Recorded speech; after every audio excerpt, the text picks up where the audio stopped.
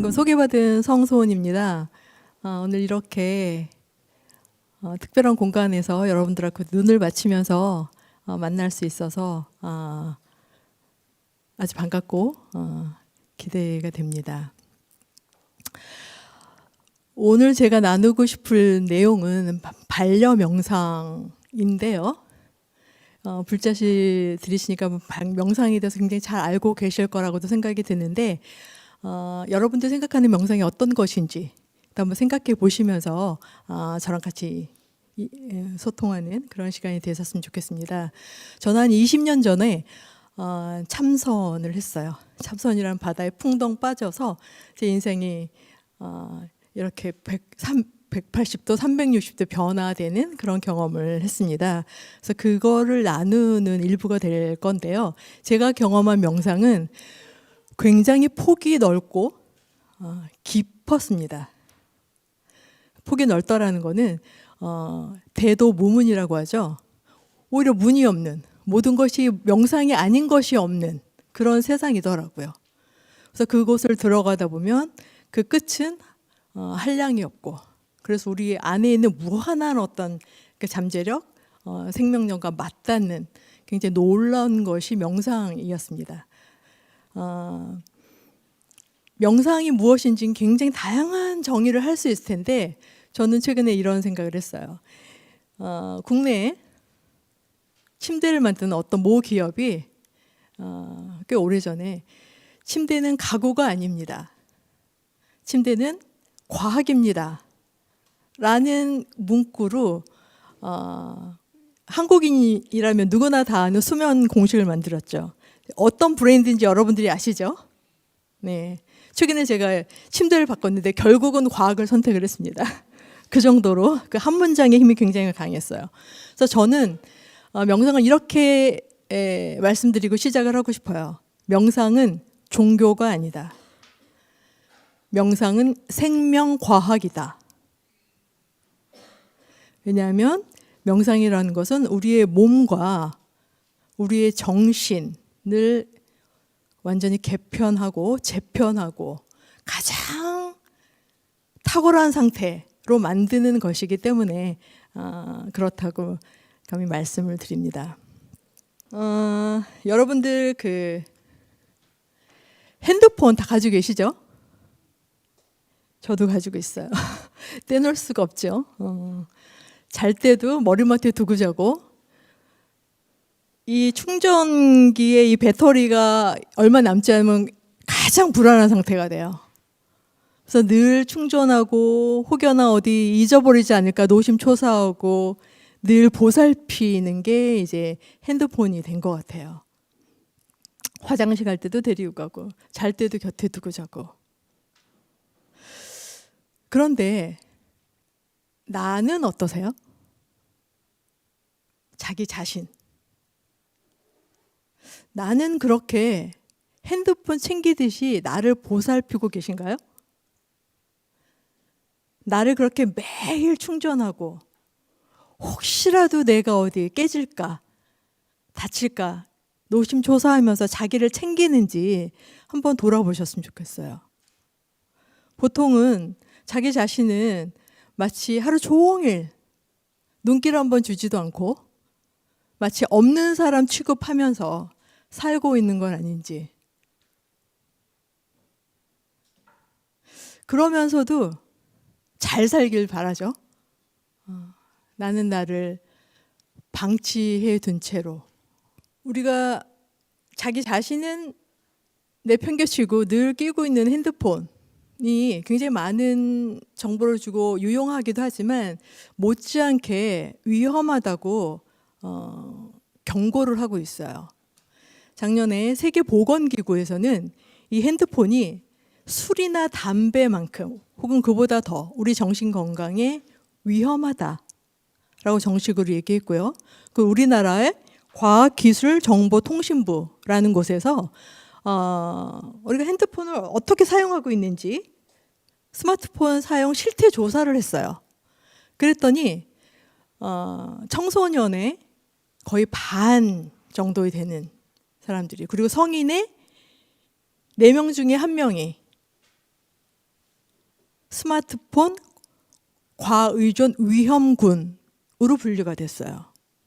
그러니까 중독이 된 거죠. 얘가 아니면 불안해서 견디지 못하는. 필요할 때만 이용하는 것이 아니라 얘한테 종속된 상태가 됐다는 거예요. 그리고 작년에 미국의 보건복지부에 제출된 보고서에 보면은 하루에 3시간 이상 SNS를 한 사람들은 청소년들 특히 그렇지 않은 사람보다 우울증에 걸릴 위험이 2배가 높아진대요. 그래서 제가 최근에 뉴스에서 봤는데요. 프랑스는 내년 가을 학기부터 초등학생들한테는 이 스마트폰 사용을 전면 금지하는 그것을 법제화했다고 해요. 저는 이것이 매우 필요하다고 생각이 돼요. 그리고 우리나라에도 필요하고. 그래서 식당에는 어디 가면 조그만 아이들이 앉아가지고 핸드폰만 계속 보고 있으면 가슴이 제가 철렁해요. 왜냐하면 우리가 무의식 중에 계속 보고 있지만 그러는 가운데 우리 몸과 뇌는 거기에 전염이 되고 그거로 인해 불필요한 것들이 프로그래밍 되고 하면서 많은 문제들을 일으키기 때문에 그래요. 인지과학자인 허버트 사이몬이라는 사람이 이런 얘기를 했어요. 정보가 소비하는 것은 주의력이다. 풍부한 정보는 주의력의 빈곤을 의미한다. 라는 얘기를 했어요. 꽤 오래전에 했던 얘기인데 실감이 되지 않으신가요? 시도 때도 없이 이게 보잖아요. 보면서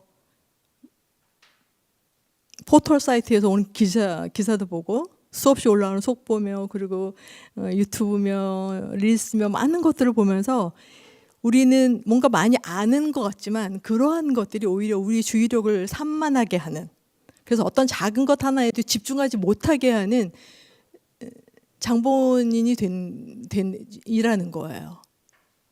근데 우리는 그런 생활에 이미 굉장히 익숙해져 있고 녹아 있어서 습관처럼 정보를 입력하는, 없어도 되는 정보를, 몰라도 되는 정보를. 13,978명.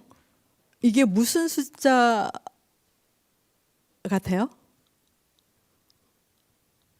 한번 상상해 보세요. 13,978명.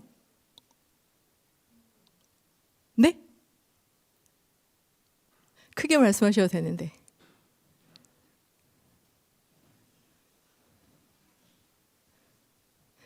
이 숫자는 작년 한 해 우리나라에서 자의적으로 자기 생명을 끝낸 사람의 숫자예요.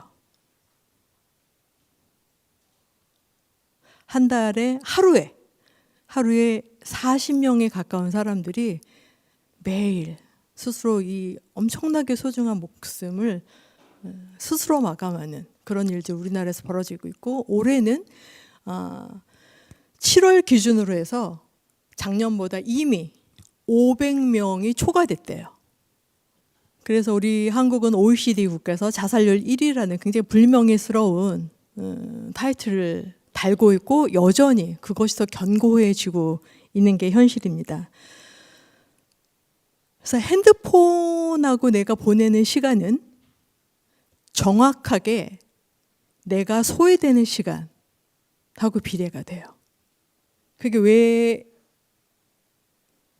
중요한 문제냐면 우리의 하루의 대부분의 시간을 다른 것에 주의를 뺏기고 나를 보살피지 않으면 나는 방치된 만큼 어때요?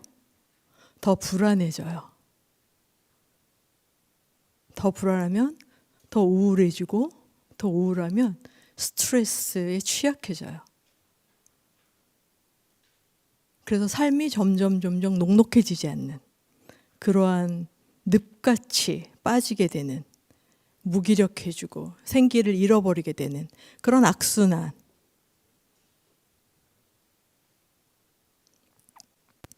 그래서 이제는 핸드폰만 아니라 나도 좀 챙기자 이런 말씀을 먼저 드리고 싶어요. 나도 좀 챙기자. 스마트폰을 보는 스크린 타임의 10분의 1이라도 나를 보고 유튜브 보듯이 자기 자신을 좀 보고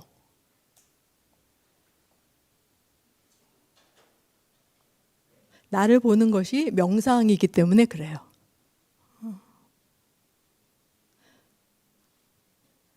나를 본다는 거는 우리가 뭐 차를 타거나 하면 창밖을 이렇게 보죠. 그렇게 창밖의 풍경을 보듯이 나를 보고, 그리고 지금 가을 단풍을 보듯이 나의 존재 상태를 내가 보는 것, 그것이 명상입니다. 제가 여기서 그 질문을 할게요. 우리 안경 쓰신 여자분, 실례지만 누구세요?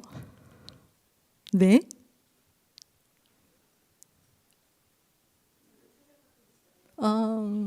네네네.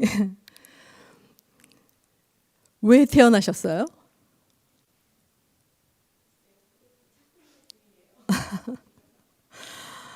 그럼 왜 사세요?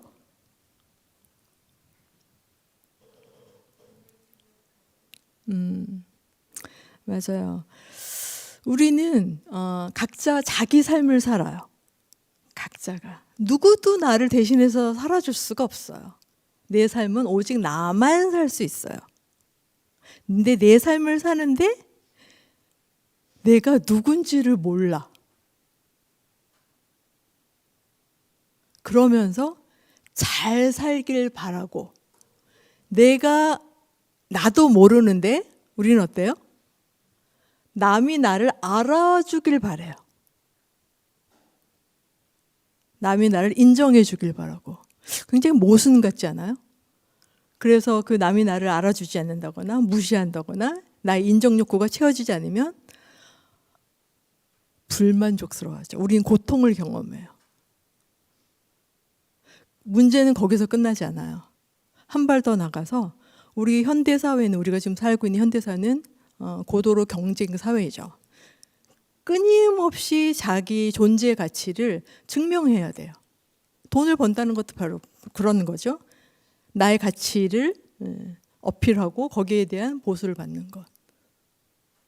근데 내가 누군지 잘 모르는 상태에서 나의 효용 가치를 계속 증명하려고 애를 쓰려니 그 사이의 간극이 굉장히 크죠. 거기서 오는 불협화음, 거기서 오는 격차 때문에 또 스트레스를 받아요. 괴롭죠. 거기서 오는 수많은 여러 가지 감정들, 불필요한 감정들. 이것이 한 발목 정도까지만 있으면 어느 정도 핸들링이 되는데, 무릎을 지나고 허리까지 그런 감정이 차오르면은 자기 힘으로는 어떻게 조절하기 어려워지는 지경에 이르는 거예요. 그렇게 되면 우울증에 빠지게 되고, 우울증에 빠지면 점점 생기가 사라지게 되는 악순환으로 빠지게 되는 거죠. 그래서 우리가 잘 알고 있는 고전의 손자병법에도 이런 말이 있죠. 지피지기면 백전불태다. 지피, 타인을 알고 지기이 더 중요해요. 나를 알면 100번을 싸워도 지지 않는 게 아니라 위태롭지 않다라는 거예요. 100번을 싸워도. 근데 그거의 선결 조건이 상대를 알고 나를 아는 거예요. 상대만 알고 나를 알지 못하면 그것은 온전한 싸움이 될 수가 없고 여전히 불안한 상태가 되는 것.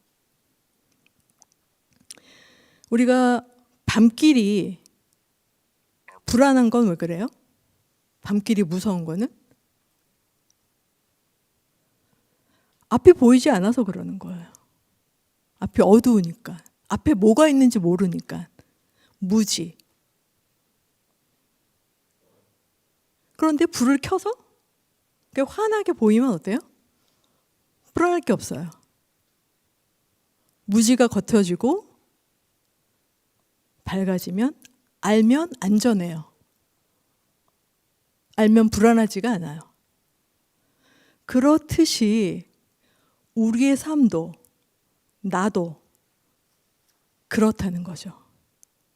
나의 삶이 힘들고 불안하고 위태로움의 연속이라면 나에 대한 어둠, 나에 대한 무지가 있는 것이다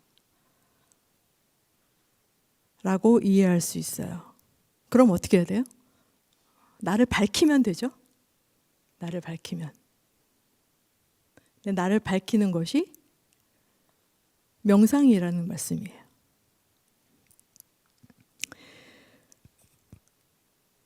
그러면 나를 어두움에서 밝게끔 해주기 위해서는 그냥 되는 게 아니죠. 우리가 길을 가려면 어떤 분이 나를 찾고 있는 중이라고 하셨는데, 우리 여정에는 우리 차를 탈 때도 이렇게 내비게이션을 이용해서 보듯이 나침판이 필요해요. 그래서 저는 3가지 질문을 나침판으로 드리고 싶어요. 첫째, 나는 누구인가? 나는 누군가? 여러분들 다 아실 거예요. 내 안에는 내가 몇 개예요? 너무 많아요. 그래서 그런 노래도 있어요. 내 속에 내가 너무도 많아. 그렇죠? 이렇나 저렇나 이렇나 저렇나. 그래서 그중에 어떤 게 진짜 나지? 그것을 올곧게 묻는 것. 그게 첫째. 왜냐하면 내 삶이니까. 그리고 둘째, 우리가 굉장히 열심히 살고 있어요. 누구 하나 게으르지 않은 것 같아. 특히 우리 한국 사람들은 정말 열심히 살아요. 지금 이 시간에도 저녁에 쉬어야 되는 시간인데 여기까지 일부러 오셔서 공부하시는 여러분들 정말 존경스럽습니다. 아주 열심히 사는데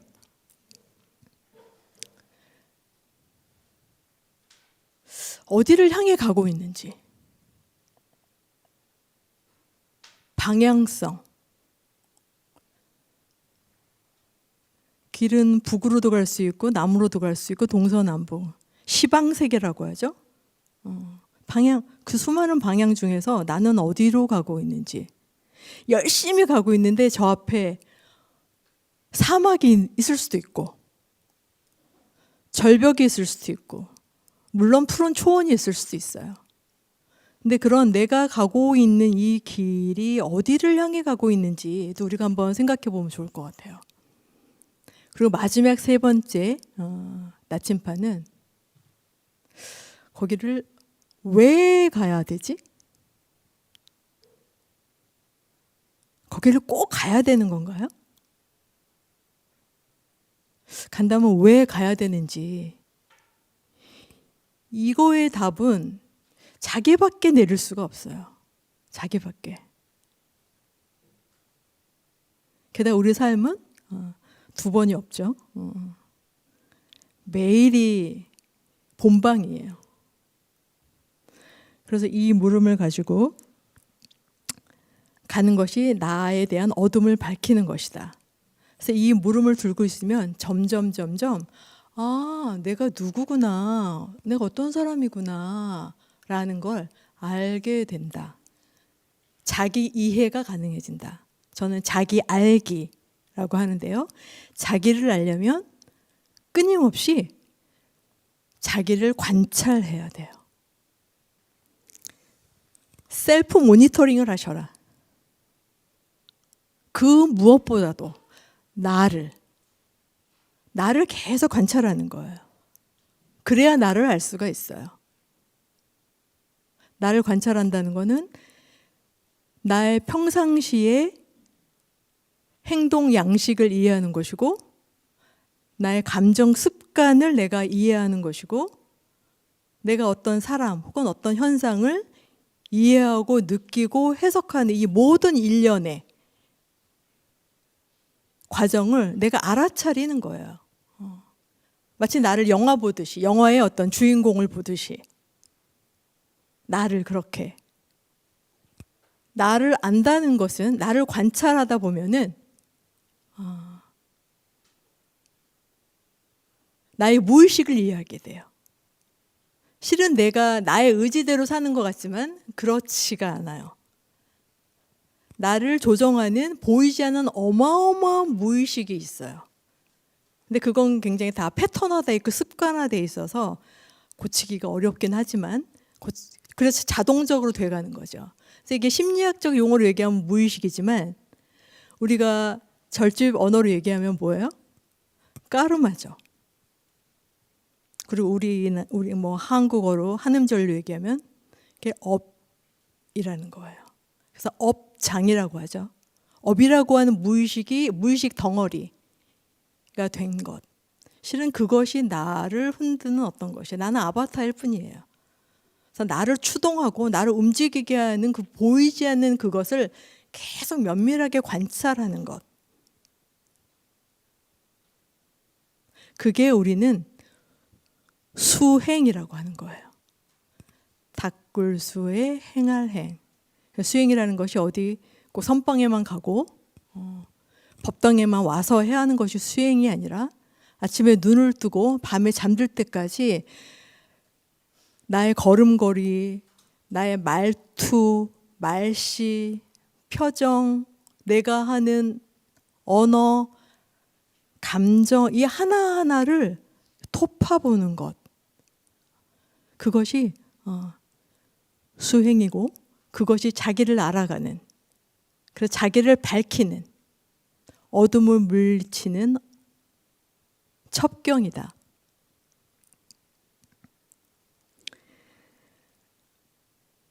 우리가 어떤 작품을 볼 때도 미술관에 가서 아는 만큼 보인다고 하잖아요. 자기 자신도 예외가 아니에요. 내가 돌아본 만큼, 내가 알려고 노력한 만큼 나를 이해할 수 있어요. 제가 계속 나를 주장을 하고 있는데 그럼 나란 뭘까요? 몸도 있고 나는 또 보이진 않지만 마음도 우리가 마음을 얘기를 많이 해요. 마음이 가는 곳에 몸도 가고 마음이 가는 곳에 돈도 가고 뭔가 마음이 손에 잡히지 않고 보이지 않지만 굉장한 아이인 것 같아요. 근데 마음은 뭐 어떻게 알 수가 없어요. 그래서 우리는 나를 이해하는 도구로 저는 뇌를 보려고 해요. 물성. 마음은 보이지가 않지만 뇌는 여기 있지요. 물성을 가지고 있어요. 나의 뇌야. 그래서 뇌가 어떻게 기능하는지를 알면 나를 조금 이해하는 데 도움이 돼요. 조금이 아니라 실은 좀 많이 돼요. 그래서 지금부터는 나를 관찰하는 그 도구로서, 툴로서 나의 뇌를 한번 이렇게 떠올려 보세요. 이 뇌가 왜 중요하냐면 이 인간의 뇌는 이 우주랑 굉장히 많이 닮았다고 그래요. 그래서 중세의 르네상스 화가이기도 한 레오나르도 다빈치는 이 비트루비우스 인체도를 그리면서 인간은 소우주야 라는 얘기를 해요. 이 인간이 팔을 벌리고 있죠. 이 비트루비우스 인체도인데, 그리고 네모가 지구고 동그라미가 우주를 뜻한대요. 사실은 나의 우주라는 거는 광대무변하지만 내 두 손 양끝이 닿는 곳, 이게 나의 우주다. 그래서 이 우주 안에서 나는 어떻게 존재하고 있는지, 내가 온전히 주인된 삶으로 살고 있는지, 이렇게도 생각해 볼 수 있을 것 같아요. 서양만 얘기를 하는 것이 아니라 우리 조선의 허준도 16세기 초에 동의보감이라는 책을 정리를 했죠. 여기도 인간은 소우주야 라고 얘기를 해요. 근데 이것을 20세기 아인슈타인이 증명을 했죠. 우리 물리학이. 그래서 뇌를 알면 나라는 존재를 이해하게 되고, 나라는 존재는 소우주이기 때문에 나를 알면 우주에 대한 이해로 확장이 된다. 그래서 뇌를 조금 들여다보려고 그래요. 우리 뇌는 1.4kg 정도 된대요. 여자의 뇌는 그거보다 약간 작고 두근이 조금 안 되죠? 그런데 얘가 우리가 쓴 에너지의 20%나 쓴대요. 어마어마한 에너지를 얘가 쓰는 거예요. 그리고 이 안에는 1000억 개의 뉴런이라고 하는 신경세포가 있고, 이 신경세포들이, 각각의 신경세포들이 연결되는 걸 우리가 뉴런이라고 배웠어요. 그죠? 걔가 100조 개가 된대요. 100조 개 하면 뭐 좀 상상이 안 돼요. 엄청 많다. 그래서 이렇게 뉴런들이 이렇게 연결되면서 시냅스라고 하는 구조를 만들었는데, 그게 100조가 되는데, 이 연결되는 부위에서 다양한 신경 전달 물질이 나오는 거예요. 그래서 우리가 다 잘 알고 있는 뭐 행복 호르몬이라고 하는 세로토닌, 엔돌핀, 그리고 막 흥분하고 막 이럴 때 나올 땐 도파민, 그리고 스트레스 받을 때 나오는 코르티솔, 이런 신경 전달 물질이 뇌에서 나올 때 우리의 감정이 너를 띄는 거예요. 업되기도 하고 다운되기도 하고. 그렇듯이 이 뇌는 끊임없이 어떤 신경 전달 물질을 내뿜으면서 오락가락 하고 있다는 건 뭐예요? 움직이고 있다는 거예요. 움직이는 게 뭐예요? 움직이면 파동이 생겨요. 파동이. 그래서 뇌에는 4가지의 중요한 파장들이 있어요. 뇌파라고 하는데, 뇌파. 우리가 보통 일상생활에서 긴장하고 출근하고 퇴근하고 이렇게 일할 때는 베타파가 주인이 된다고 해요. 이 파장은 초당 진동수예요. 베타파는 초당 12에서 30Hz의 파동이 납니다. 그런데 이게 우리가 조금 쉬고 안정을 취하고 휴식을 하면 알파파로 주파수가 바뀐대요. 조금 파장이 느려져요.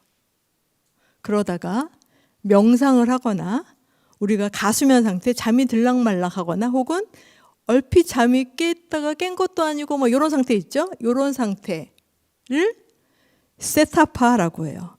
더 느려져요. 그래서 이럴 때 반짝하는 어떤 창의적인 생각들이 일어나는 때가 이때예요. 더 깊이 잠이 들면 델타파, 깊은 수면에서 초당 진도수가 현저하게 낮아져요. 그래서 나는 지금 내 뇌에서 나의 주파수가 어떤 것이 주겠구나라고 좀 생각해 유추해 볼 수 있을 것 같아요. 근데 이 뇌의 비밀이 있어요. 이 파장이 4개 외에 마지막에 감마파라는 게 있는데, 걔는 급속하게 파장이 빨라져요. 초당 30에서 80까지 뛴대요. 이것은 주의 집중이 깊어질 때, 소위 명상 수행을 오래 하거나 할 때, 산매 깊이 들었을 때 나타나는 현상이에요. 이럴 때는 신경 공조성이라고 그래서 저는 이런 표현을 하고 싶은데, 뇌 안에 있는 혹은 99칸에 있는 집에 있는 모든 불들이 갑자기 확 켜지는 거예요. 그래서 뇌가 한꺼번에 쫙 연결되면서 이럴 때 각성이 일어나는 거죠. 아하 하는 깨달음.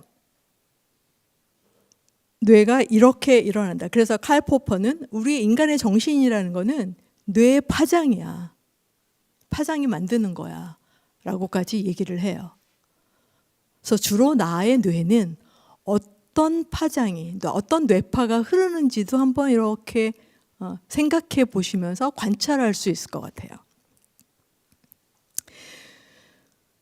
혹시 휴가철이나 주말에 집에서 이렇게 아무것도 안 하고 쉬들 때가 있죠? 나름 쉰다고 쉬었는데 뭔가 개운하지 않고 몸은 찌뿌둥하고 머리도 지끈거리고 그런 적 없으신가요? 있으시죠? 뭐 아무것도 안 했는데 개운치가 않아요. 이거 왜 그런지를 밝혀냈어요. 뇌과학자가. 우리 뇌는 소위 멍 때릴 때 아무런 인지 활동을 하지 않을 때 활성화되는 부분들이 있대요. 그것이 디폴트 모드 네트워크라고 해요. 디폴트 모드 네트워크. 아무것도 안 하고 있다고 뇌도 아무것도 안 하고 있는 게 아니라는 거예요. 오히려 멍할 때만 반짝반짝 불이 켜지는, 여기 전두엽, 후상대피질, 두정엽피질이라고 하는 데서 활성화되는 거예요. 그리고 잘 때도 파장이 흘러요. 뇌는 어때요? 365일, 24시간 불이 켜져 있는 상태라는 거죠. 끊임없이 움직이고 에너지를 소모하는 거예요. 그래서 우리 뇌에 별명이 붙었죠. 자기중심적인 수다쟁이라고. 뇌가 그렇다 보니까 우리의 마음도 어때요? 우리 마음을 얘기할 때 이 심리학에서 멍키 마인드라고 하죠. 끊임없이 여기에서 저기로 뛰어갔다 왔다 갔다 하는 원수, 가만히 있지 못하는 원숭이처럼. 뇌가 그러니 마음도 그럴 수밖에 없어요. 근데 이게 디폴트 모드라는 거예요. 이게 기본값이에요. 기본값. 특별히 내가 어떻게 문제가 있어서가 아니라 우리 신체가 그렇게 기본으로 장착이 돼 있다라는 거예요. 그런데 이것만 하는 게 아니야. 우리는 또 멀티태스킹을 잘해요. 안 그래도 뇌가 쉬지도 못하고 일을 하는데 한 가지 일만 하는가? 그게 아니죠. 일하면서 메일 보고 카톡 보고 답장하고 전화 받고 동시에 수많은 일들을 하는데 뇌는 그거에 최적화되어 있지 않다라는 거예요. 우리 뇌가 제일 못하는 게 멀티태스킹 이래요. 그러다 보니까 우리가 뭔가 열심히 한다곤 하지만 성과가 나오기가 어렵죠. 동시에 여러 군데 하는데 어떻게 고도로 좋은 것들이 나올 수가 없는 거죠. 효율이 떨어지고, 효율이 떨어지니까 좋은 결과물이 나오지 않고, 좋은 결과물이 나오지 않으니까 자괴감이 들고, 자괴감이 들으니까 또 스트레스 받고, 쌈싸라, 윤회, 쳇바퀴 돌듯이 그런 고통의 수레바퀴를 우리 계속 돌고 있어요. 그러면 뇌는 언제 쉴까요? 뇌도 쉴 때가 있어요. 언제 쉴 것 같아요? 죽어요? 죽는 거는 너무 또 큰 일이라서 우리 삶의 영역에서는 포함시키지 않아요. 뇌는 집중할 때 쉰대요. 한 가지 일에 몰두할 때. 근데 집중이 뭐예요? 네? 네? 우리가 집중 얘기하잖아요. 근데 집중이 뭔가요?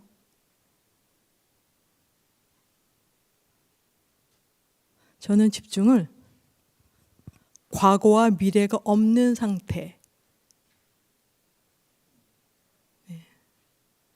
과거와 미래가 없는 상태, 이 순간을 100% 사는 거예요. 이 순간을, 매 순간을.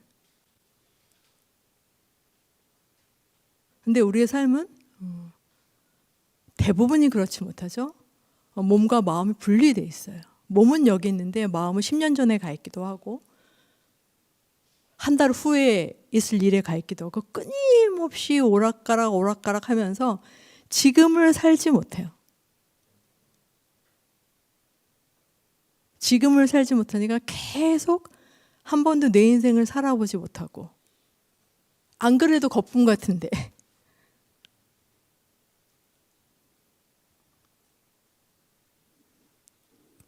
그래서 이 순간을 순금처럼 사는 것,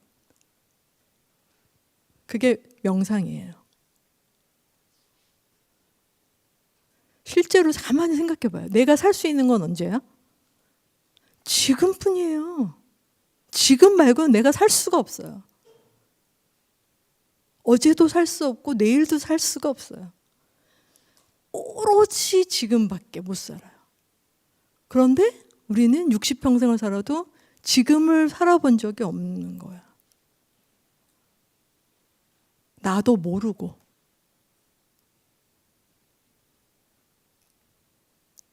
그러니까 헛헛해지죠. 많은 문제들이. 이것은 저의 삼생이에요. 저도 명상 전에는 한 번도 지금을 살지 않았던 것 같아요. 뭔가 열심히 잘 살아야 되니까 노력하고 애썼는데 시속 180, 240km로 과거와 미래를 오락가락하면서 지금을 살지 못했던 것 같아요. 그래서 저는 저의 삶은 이제 한 반백년 남짓 살았는데요. 저는 삼생을 살았다 이렇게 얘기해요. 그래서 3호선 신사역에 가시면 before, after 사진이 있잖아요. 성형 전과 후를 비교하는, 확연히 달라지는. 근데 저는 제 삶이 그랬어요. 그래서 사진이 3가지가 있는데 이 중간에 이 삭발한 거는 제가 수행할 때예요. 명상이라는 바다에 풍덩 빠져 있을 때. 이거는 이제 예를 들면 일단 수술 중인 거죠. 마음을 성형 수술하는 중이에요. 맨 오른쪽에 있는 거, 보시는 병이 왼쪽에 있는 거는 저는 그 전에 아주 신실한 크리스찬이었어요. 오직 예수. 순복음교회 다니고 유학 중에도 일요일마다 노방 전도하고 했던 아주 그러한 크리스찬이었었어요. 그래서 저게 before였고 저는 참선을 했는데 참선이라는 수술을 통해서 이건 현재예요. 최근에 찍은 사진이에요. 애프터예요. 이게 현생. 저건 전생. 그래서 저는 처음으로 참선을 하면서 지금을 경험했어요. 현재. 아, 내가 헛살았구나. 내가 내 삶을 산 게 아니었구나. 그래서 이전에는 나는 하루살이야. 하루. 난 하루만 살아. 과거도 없고 미래도 없고 하루만 살아. 라고 했는데 지금은 하루도 길어요. 지금은 지금살이. 지금살이. 오로지 지금만. 지금만. 지금만 살면 여기는 불안도 없고 고통도 없고 나도 없고 너도 없고.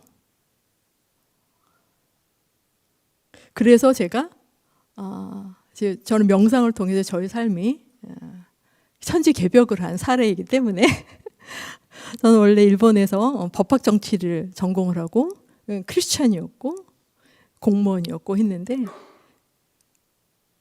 교회 다니면서는 계속 반복되는 거예요. 고통이.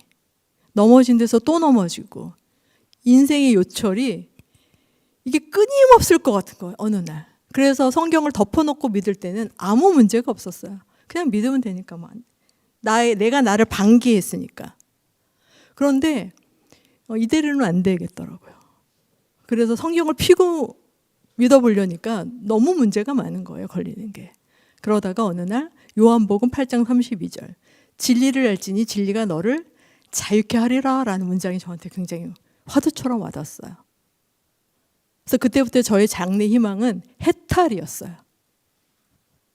근데 해탈을 하려면 진리를 알아야 된다는 거예요. 조건이 붙어가지고 제가 진리를 찾겠다고 했던 게 교회를 나오고 성공회를 가고 그러다가 수행이라는 단어에 꽂혔어요. 수행. 뭔가 내가 나를 구원할 수 있는 거는 어떤 사람이 아니라 어떤 책이 아니라 밖에 있는 무엇이 아니라 이 수행이라는 거겠구나 라는 확신이 되게 강하게 100% 들었어요. 그래서 이 수행이 뭐냐 붙들고 있다가 화계사 국제선언에서 이제 숭산 스님의 제자인 현각 스님을 만나고 하면서 참선을 시작하게 됐어요. 그래서 2박 3일, 일주일, 3개월 이렇게 하면서 수행을 해보니까 너무 좋았어요. 너무 좋았어요. 그래서 그러다가 내가 원하는 것은 출가자의 삶이었나? 해서 머리도 한번 깎아보고, 그래서 유학을 갔다가 이제는 그냥 살면 되겠다 해서 유학을 마치고 다시 환속을 했습니다. 그래서 여러분하고 이렇게 명상을 주제로 이야기를 나누는 현생을 살고 있어요.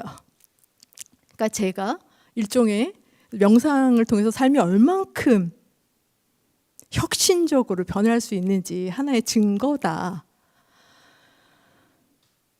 그래서 여러분들도 내 삶을 시험 삼아서 나의 삶은 얼만큼 바뀔 수 있는지, 얼만큼 탁월하게, 지금도 물론 탁월하시지만 우리의 잠재성이라는 건, 우리의 생명력이라는 건 무한하기 때문에 그것을 한번 발굴해내는 즐거운 여정을 하셨으면 해서 저의 개인 이야기를 조금 나누었습니다.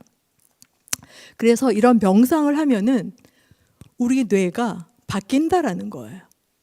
지금을 사는 게 명상인데 이 명상을 지속적으로 하면 명상을 통해서 뇌가 쉬고 우리 뇌가 구조적으로 그리고 기능적으로 바뀐다라는 것을 뇌과학이 이미 20년 전부터 증명해냈어요. 그래서 2000년대 초에 워싱턴 포스트의 주의 헤드라인이에요. 명상이 뇌를 기능적, 구조적으로 바뀐다. 명상과 뇌를 검색해 보시면 이 뇌과학과 명상에 대한 책들이 논문이 어마어마하게 쏟아져 있어요. 그런 거를 몇 편 한번 보세요.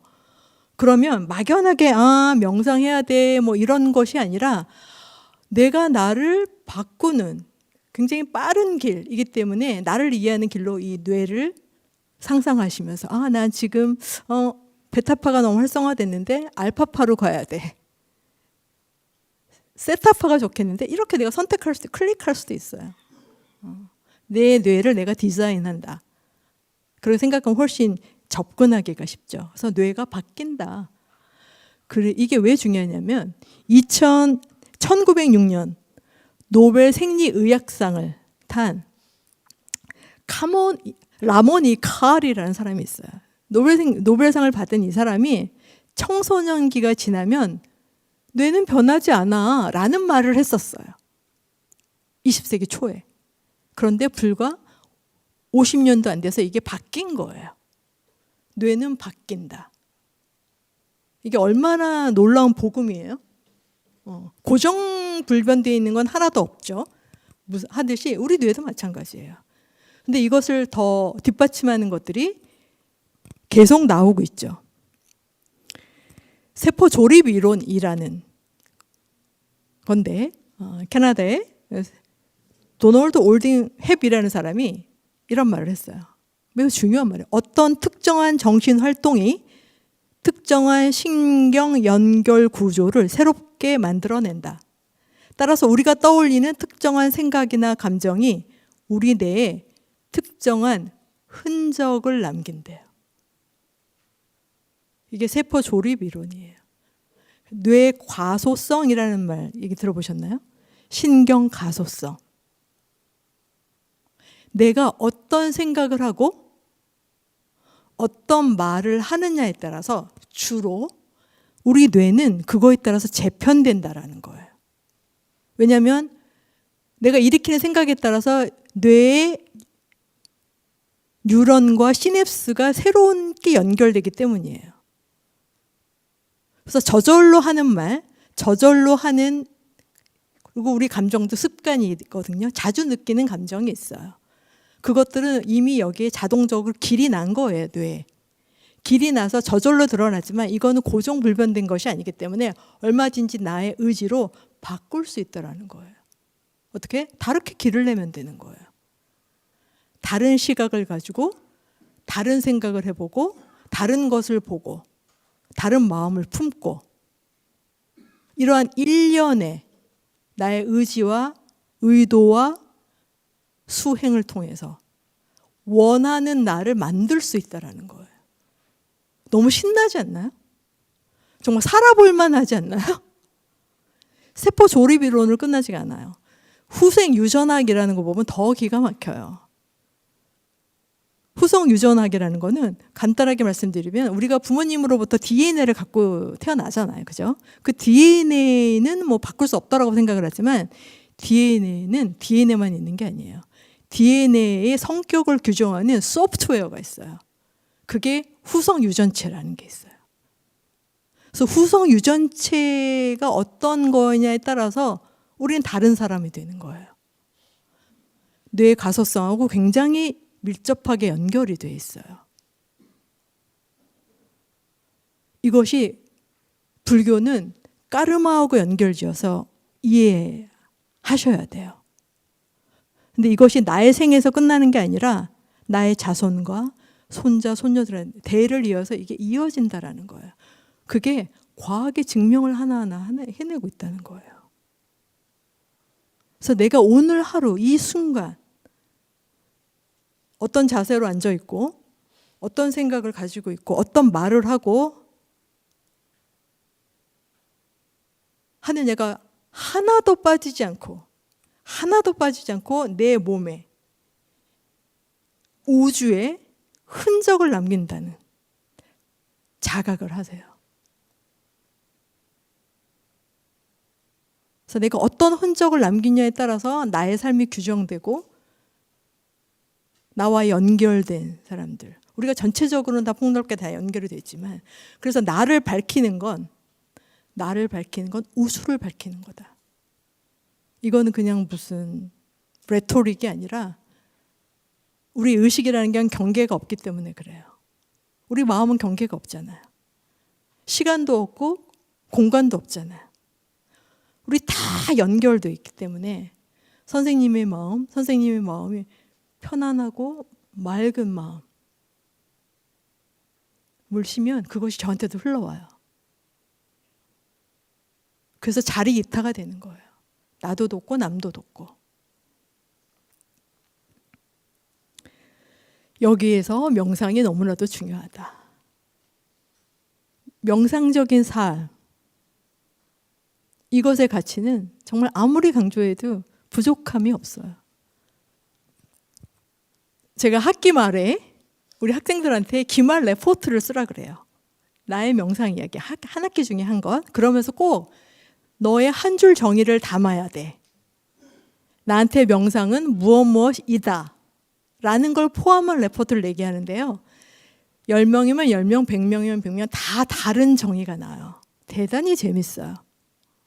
이렇듯이 명상이 나한테는 무엇인지 여러분들이 실제로 경험해 보셨으면 좋겠는데 제가 중요하게 강조하고 싶은 것은 보통 우리가 명상을 한다고 하잖아요. 명상을 한다. 근데 명상은 동사가 아니다. 명상은 뭔가를 하는 게 아니에요. 어려운 걸 하는 게 아니야. 한라산을 등반해야 되고 뭐 무거운 걸 들었다 옮겨야 된다거나 뭐 그런 게 아니에요. 명상은 상태예요. 존재 상태. 내가 어떤 상태로 존재하느냐. 그래서 제가 올봄에 이 반려명상이라는 책을 정리를 했는데 왜 반려명상이라고 했냐면 명상은 동사가 아니라 움직임이 아니라 행위가 아니라 상태인데 어떤 상태냐면 몸이 있는 곳에 마음이 같이 있는 상태예요. 내 몸이 있는 곳에 내 몸이 여기 있으면 내 마음도 여기 따라서 있고 같이 있는 것. 분리되지 않고. 그래서 반려예요. 몸이 마음에 반려. 마음이 몸에 반려가 된 상태를 강조하고 싶어서 반려 명상이라고 했어요. 이게 첫 번째. 두 번째는 몸과 마음이 함께 동거하고 동행하면서 나를, 이 우주에서 가장 소중한 나를 관조하는 거예요. 나를 관조하고 나를 음미하고 나를 응시하는 것. 이게 반려명상이에요. 아, 내가 이렇구나. 내가 이럴 때 이런 마음이구나. 아, 내가 그때는 그랬구나. 그런 나를 관조하는 것.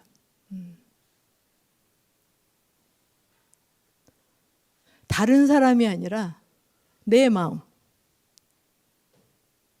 다른 사람의 말이 아니라 내 말. 다른 사람의 행위가 아니라 내 행동. 이게 계속 관심을 갖고 보살피는 거예요.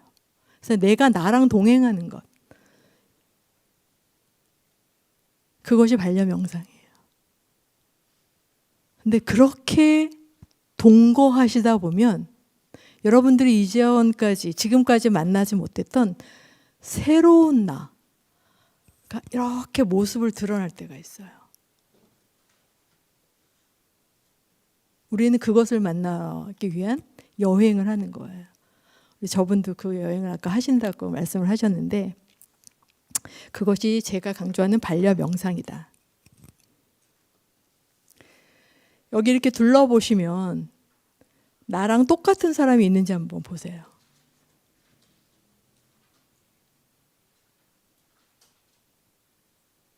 지금 전 세계 인구가 얼마나 되나요?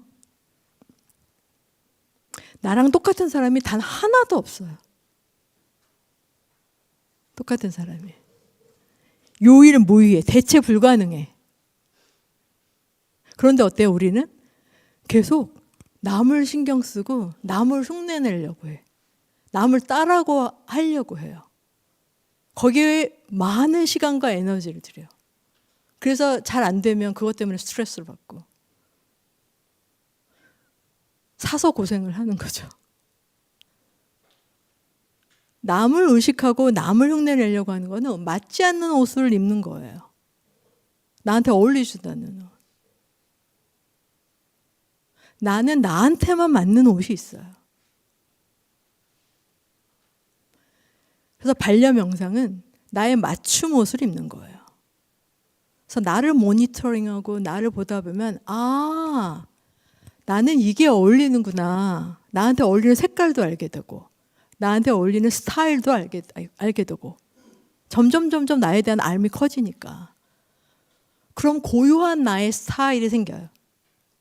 그걸 우리는 제 멋이라고 하죠. 나의 컬러. 나만의 고유한 향기.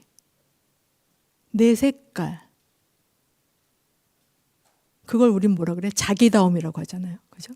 나다움. 나다움은 오직 나밖에 없어요.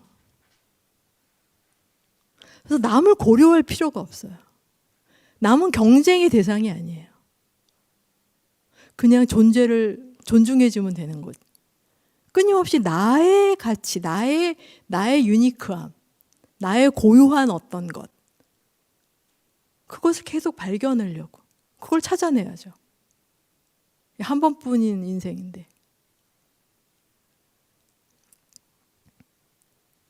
그래서 계속 그런 자기를 경험하다 보면 매 순간순간 자기를 경험하다 보면 자기에 대한 아움, 자기를 알게 되고 자기를 알게 되면 어떻게 돼요?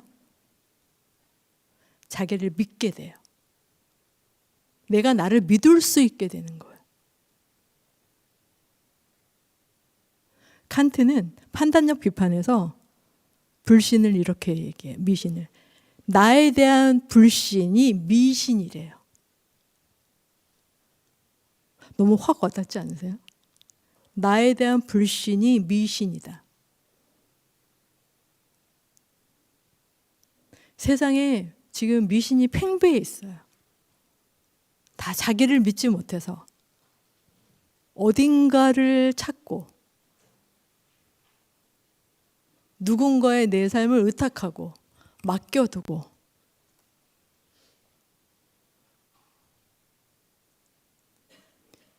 이 불신이 팽배한 세상이다 보니 세상에 평안이 있을 수가 없어요. 너무나도 지난한 일이 되는 거예요. 아무것도 믿지 말아라. 오직 자기에 대한 믿음, 내가 나에 대한 믿음이 차오르게 100%가 되게. 그래서 누구 눈치 볼 것도 없이 내가 나를 믿게 되면 당당해지죠. 그냥 나답게 살면 되니까. 어떻게 생겼든 어디에 살든 어떤 집에 살든 그냥 그게 나니까. 우주의 대체 불가능한 너무나도 소중한 나니까 그냥 나대로 살 수 있다라는 거예요. 그런 나를 찾는 거는 어떻게 하느냐? 나는 어디 있어요?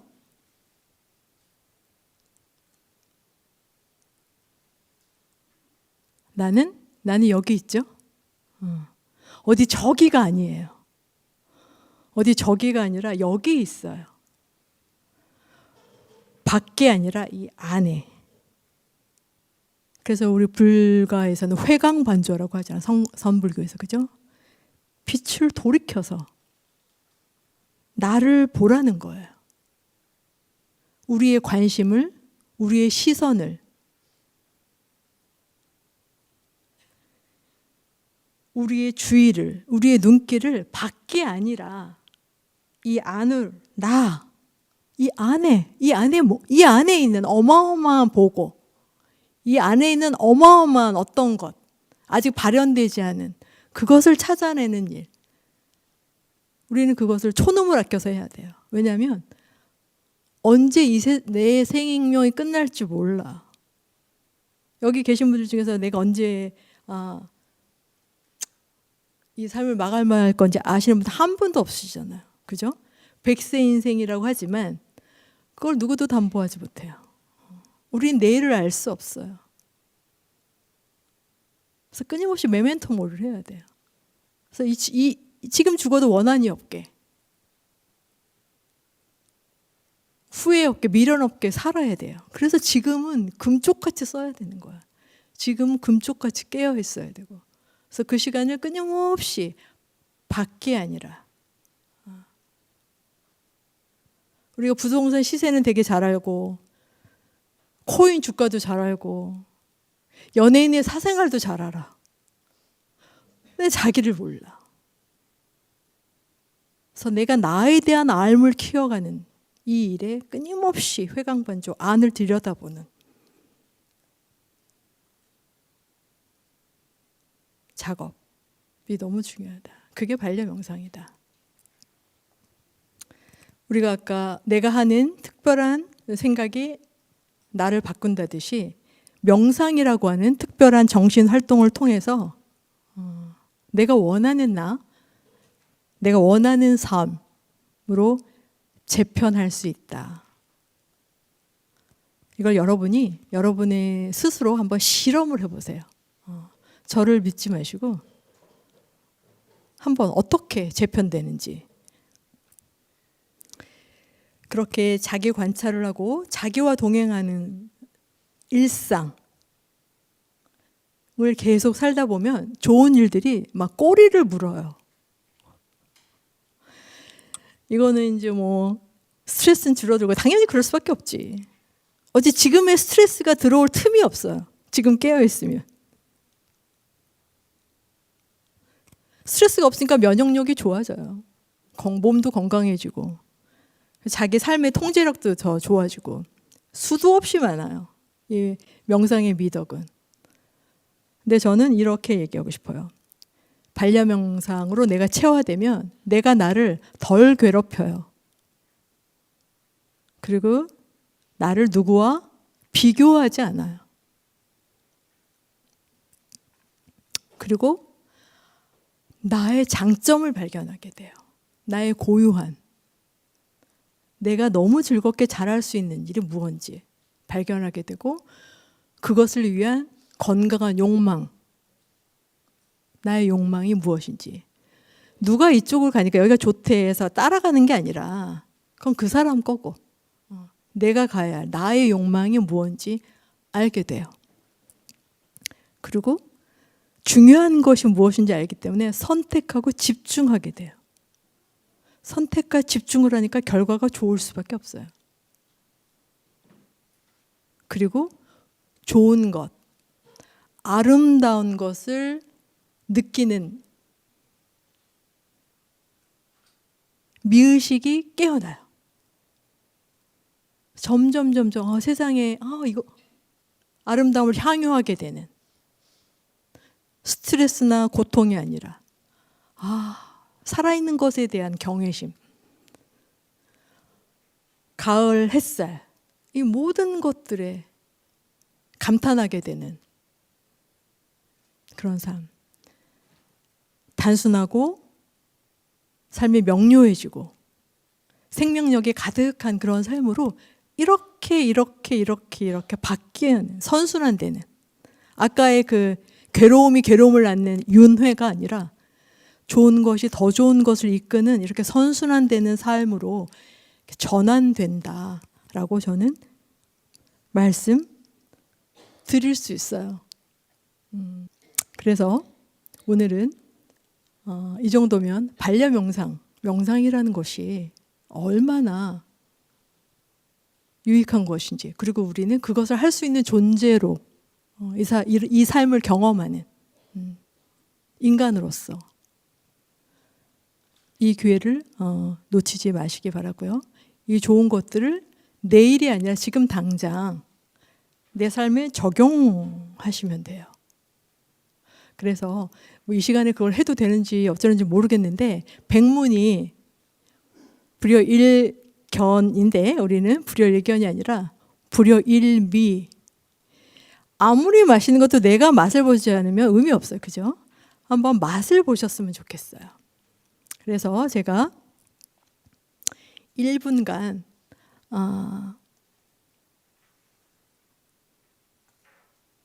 싱잉볼을 사인으로 해서 1분간 내가 지금 존재하는 것, 우리는 숨을 쉬기 때문에 존재해요. 그래서 내가 어떤 숨을 쉬고 있는지 한번 눈을 감고 자연호흡, 일상호흡, 의도적인 단전호흡이 아니라 우리가 쉬는지 안 쉬는지도 모르는 그런 일상호흡 있죠? 그걸 한번 세어보세요. 몇 개를 쉬는지. 들숨하고 날숨할 때 한 번, 들숨하고 날숨할 때 두 번, 이렇게 세는 거예요.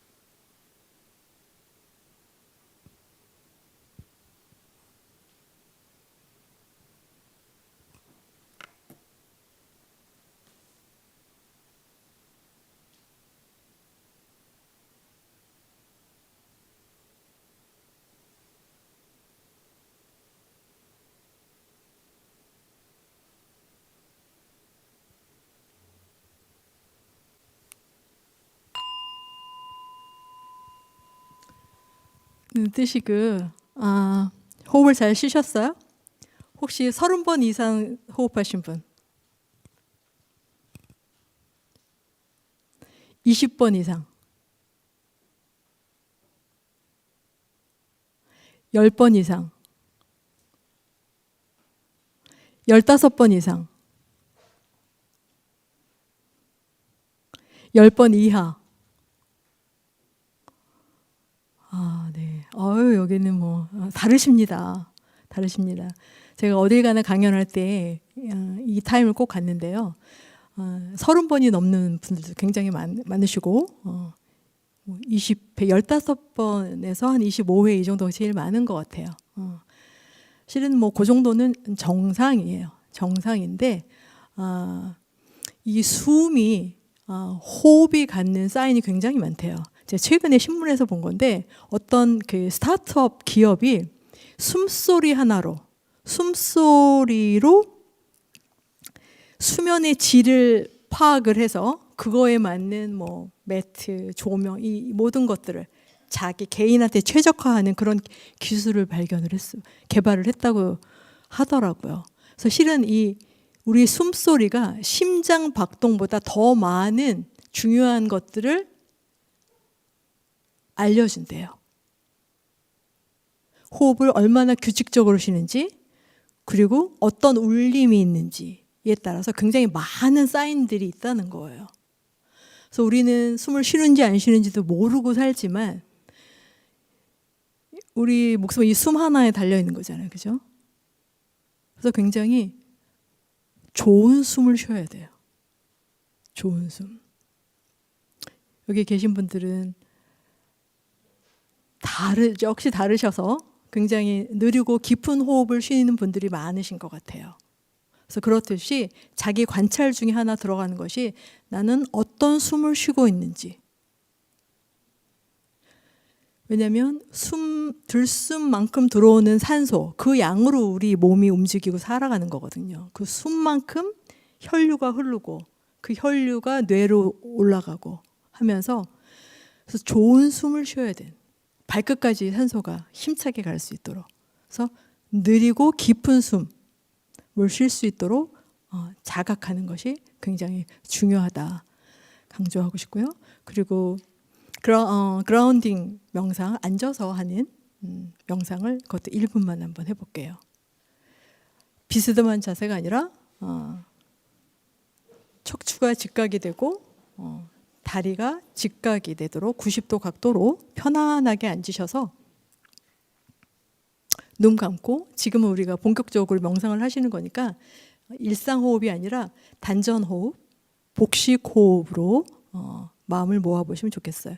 들숨에 하복부가 볼록 나오고 날숨에 모든 탁기가 빠져나갈 때 하복부도 홀쭉해지는 그 배의 움직임에 주목하셔도 좋고요.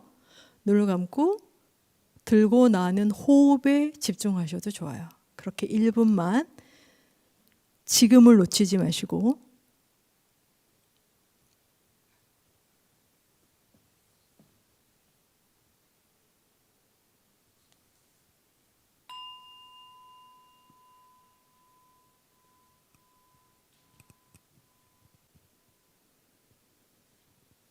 편안하게 앉아서 맨발이 바닥에 닿게 됩니다. 눈을 감고 깊게 숨을 쉽니다. 생각이 오면 그렇구나. 구름이 흘러가듯 그냥 흘러가게 놓아둡니다. 내가 지금 여기 살아 있습니다. 지금 이대로 있는 그대로 나는 온전합니다.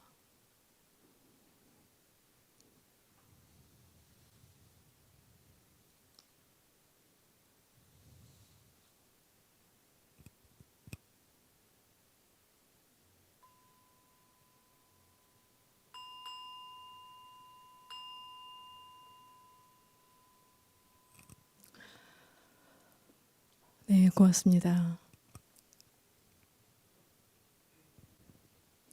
편안한 호흡을 쉬시면요, 이 호흡에 따라 우리 온몸에 펴져 있는 자율신경계가 스위치가 바뀌어요. 그래서 긴장 모드에서 괜찮아, 안심해도 돼, 이렇게 이완 모드로 바뀌어요. 그래서 물리적으로 편안해집니다. 그래서 명상은 대도무문이에요. 문이 없어요. 숨만 잘 쉬어도, 숨 하나만 잘해도, 한숨만 잘 쉬어도 지금을 사는 거고 편안하고 깊어질 수 있습니다. 제가 나름 힘껏 명상을 왜 해야 되는지, 명상이 얼마나 좋은 건지 설명을 드렸어요. 그래서 강의가 끝나고 이제 곧 헤어질 텐데 오늘부터 당장 오늘 저와 인연이 있어서 만난 모든 분들이 명상이 일상에 들어와서 자리에 있으면 좋겠어요. 내 삶의 루틴이 되게. 루틴이라는 건 습관적으로 되는 거예요. 꼭 하게 되는. 아리스토텔레스가 이런 말을 했어요. 반복적으로 무엇을 하느냐가 나를 결정한다. 그러므로 탁월함은 하나의 행동이 아니라 바로 습관이다. 뭐 칸트, 피카소, 하루키, 뭐 시대를 초월하고 자기를 이룬 사람들 보면 하루 일과가 굉장히 루틴으로 짜여져 있어요. 자기 나름의 의식이 있는 거예요. 일어나서 뭐하고 언제 뭐하고 이런 것이 들쭉날쭉이 아니라. 그래서 루틴을 정하면, 좋은 루틴을 정하면 그 루틴이 나를 구원하는 것 같아요. 저절로 되는 거니까 어떤 노력을 들이지 않고. 그래서 저는 무엇보다도 명상이 여러분의 삶의 일부분으로 루틴으로 자리했으면 좋겠습니다.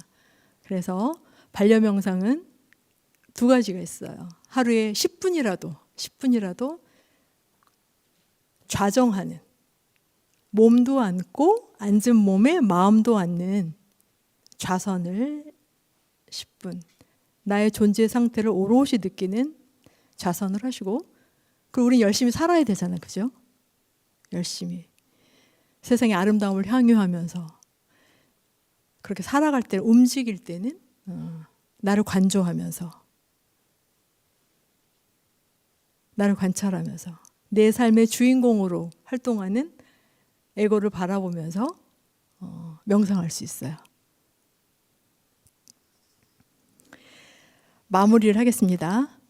저의 주제는 오늘 반려 명상이었고, 그게 왜 중요하냐면 우리는 이 급속하게 변하고 있고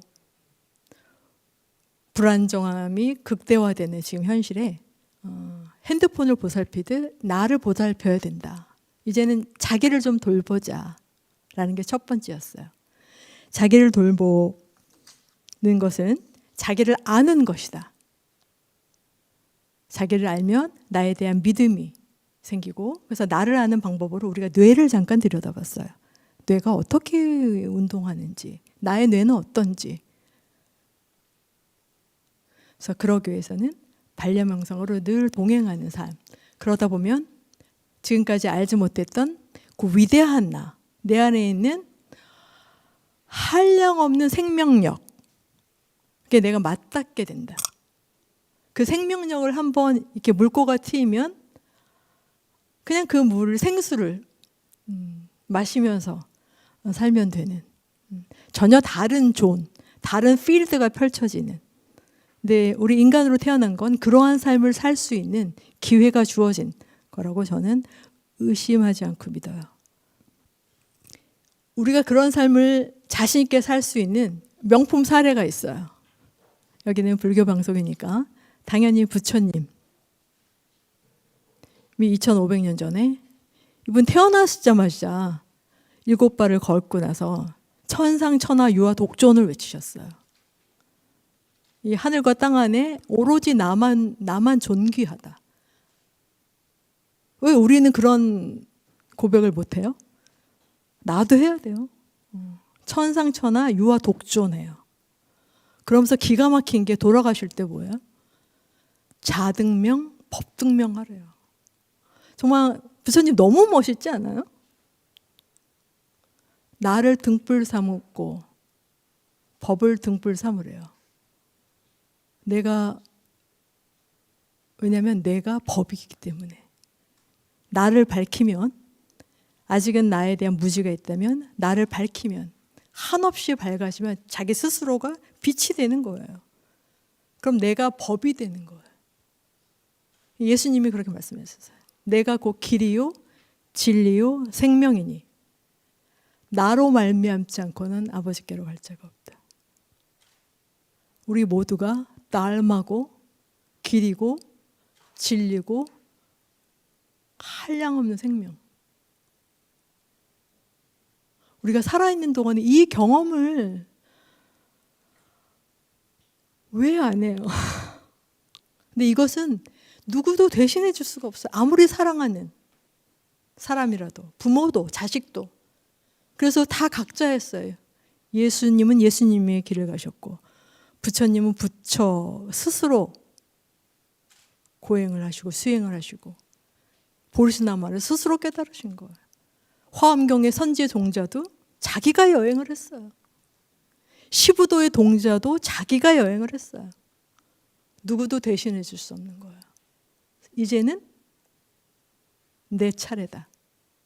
우리 각자가 이 살아있는 동안에 이 엄청난 생명, 우리는 보고 듣고 말하고 냄새 맡고 이 모든 감각에 살아있어요. 이 감각을 이용해서 내 안에 숨겨져 있는 그 위대한 나를 발견할 수 있는 거예요.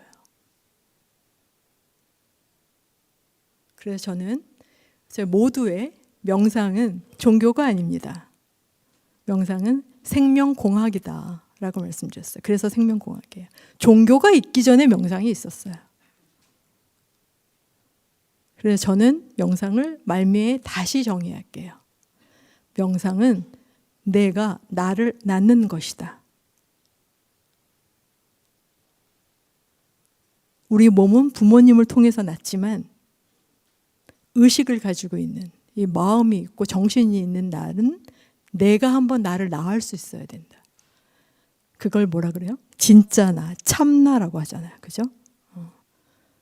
그래서 이 살아있는 이 위대한 기회를 이용해서 여러분들이 각자 그 위대한 나를 한번 출산하는, 다시 태어나는 그런 경험을, 그런 환희를 누리시고 스스로 빛이 되셔서 이 모든 세상을 이롭게 하는, 여러분 한 분이 깨어나면 우주가 밝아지는 거예요. 그래서 합장해요. 꼭 그 경험을 하시기 바랍니다. 경청해 주셔서 고맙습니다.